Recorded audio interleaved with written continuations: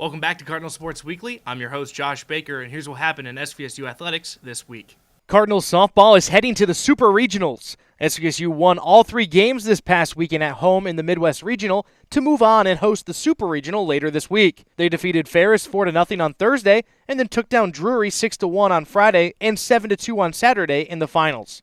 Alana Kimball pitched a complete game against the Bulldogs, allowing her only hit of the game with 2 outs in the 7th. She also went 3 for 3 at the plate, driving in a pair of runs. Macy Ireland pitched the first game against the Panthers. She allowed 1 run on a solo shot in the 6th and struck out 7.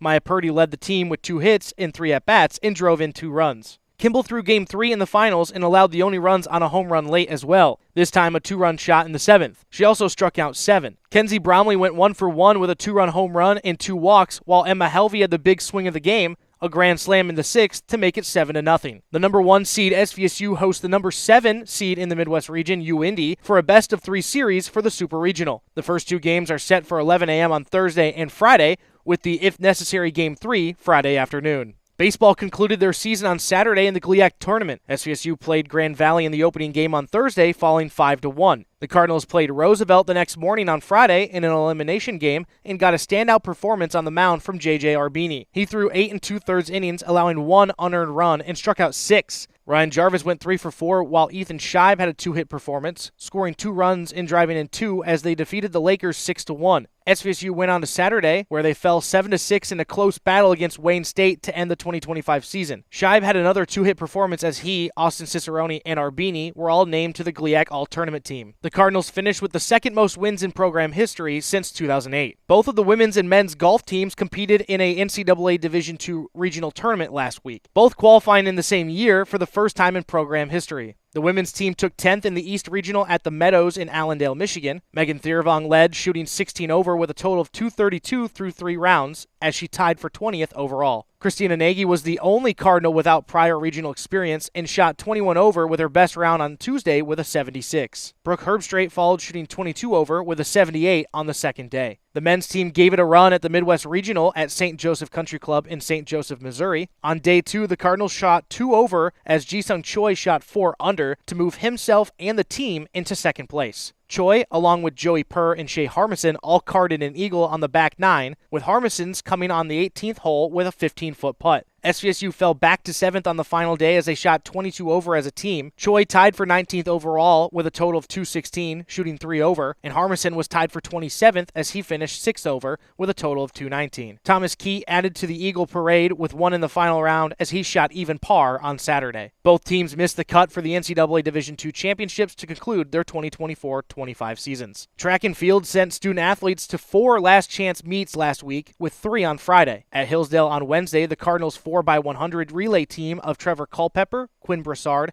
Jordan Brown, and Matthew Gazzarato took second with an NCAA Division II provisional time of 40.49 seconds. On Friday, Carissa Picard hit a provisional mark at St. Francis, Illinois, with a time of 4 minutes and 29.63 seconds in the 1500 meter. At U of M's Len Paddock Open on the same day, Brown took first in the 400 meter with a time of 47.81 seconds, and Nate Niederquell set a PR in the 400 hurdles with a mark of 54.43 seconds to finish third. Those who qualified now wait for the NCAA D2 Outdoor Championships at CSU Pueblo in Pueblo, Colorado. The 3-day meet starts on Thursday, May 22nd. SVSU men's basketball announced the hiring of their 9th head coach over the weekend, with Chris Fowler taking over at the helm. Saginaw Valley held a press conference earlier today for the community and media to meet Fowler. I am excited about what the future holds here for Saginaw Valley.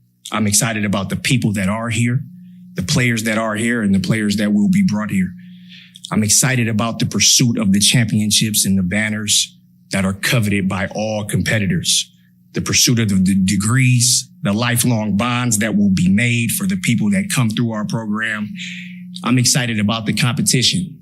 I'm excited about the triumphs and the tribulations, the success and the adversity that we will all go through together.